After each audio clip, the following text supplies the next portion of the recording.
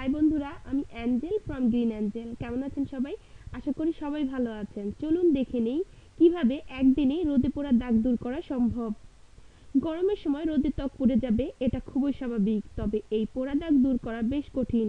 কোনো ক্রিম বা লোশনে সহজে এই দাগ যেতে চায় না। এক্ষেত্রে একটি সহজ উপায়ের কথা বলা হয়েছে।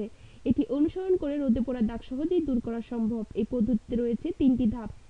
এটি অনুসরণের মাধ্যমে ত্বকের কালচে দাগ মাত্র এক রাতেই দূর হবে।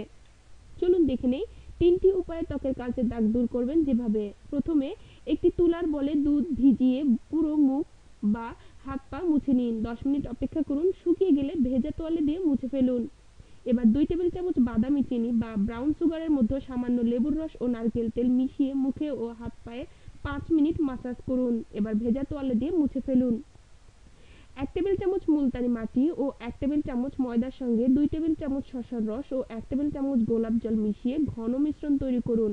এবার মুখে ও হাত পায়ে ব্রাশ দিয়ে এই প্যাক লাগান। শুকিয়ে যাওয়া পর্যন্ত অপেক্ষা করুন। এরপর ঠান্ডা পানি দিয়ে ধুয়ে ফেলুন। ভালো করে মুছে ময়শ্চারাইজার লাগান। দেখবেন খুব সহজেই ত্বকের রোদে পোড়া দাগ দূর হবে। বন্ধুরা, ভিডিওটি ভালো লাগলে অবশ্যই লাইক, শেয়ার এবং কমেন্টস করবেন। আর আমাদের সাথে থাকার জন্য অবশ্যই চ্যানেলটি সাবস্ক্রাইব করবেন। ভালো থাকবেন বন্ধুরা, আজকের মতো বিদায়।